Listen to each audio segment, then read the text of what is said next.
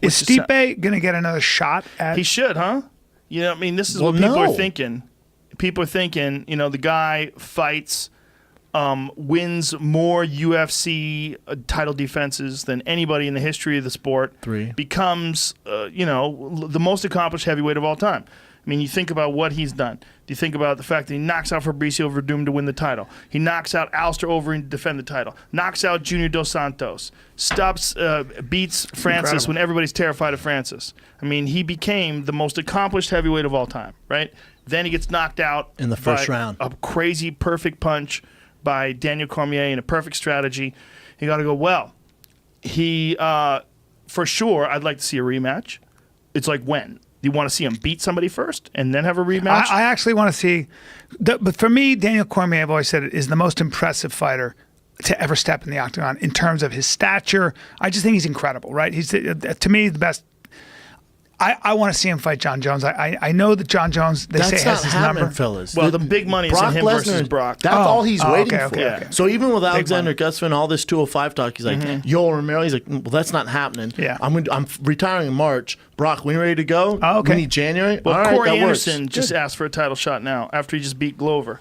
And so, you know, he said something like, hey, you know, like, I love Corey Anderson, but you know the UFC's going to be like, Brock. No. The fight is Brock. Of course it's Brock. DC but the controls is, the narrative, guys. Can Brock pass tests? Look at me.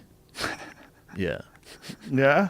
You know it. Yeah. Come on, bro. Come on. How long do you need before it goes out of your system? Time. How long do you need before it's like... The answer's never, Brian. Gustafsson opens up on crazy situation, taking him off UFC 227. Look at those years. Well, what He's happened? got a small injury, so he won't talk about it. Oh, he won't talk about it? Then how's he opening up?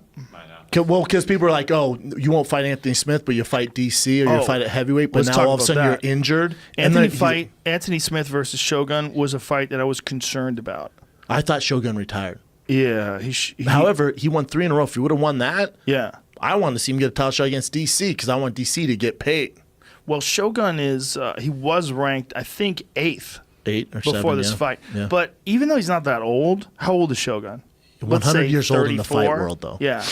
He's a tortoise in fight world. Yeah. He's a fucking Brazilian tortoise with a unibrow. How old is Shogun? I think he's like 36, right? He's my age. Is he?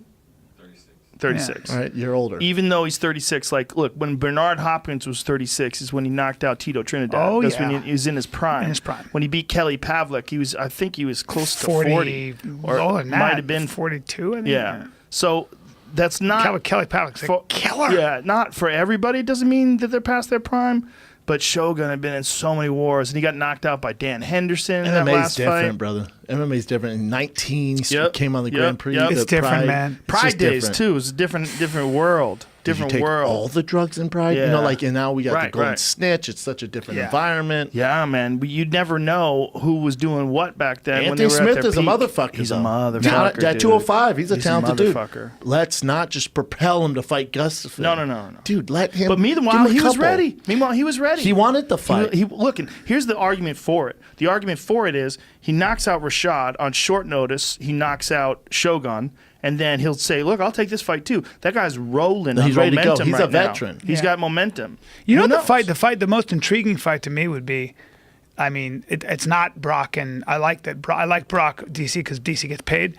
Me too. That's the for only me, this is the only reason I like it. Yes, but the most intriguing fight to me in a lot of ways would be Yoel Romero at 205, so he didn't deal with that weight cut, with Daniel Cormier. Well, Cormier was like, no, you can't lose at this fight. And you then miss weight. Go, yeah. Sure. And you miss weight. Cormier's smart. But then Yoel's DC like, wears listen, ass out. DC, you cheated when you made weight. You know you were pushing down that towel that one time. Okay. That one time. That one time, that was real. Do we want to talk about cheating for Yoel to DC?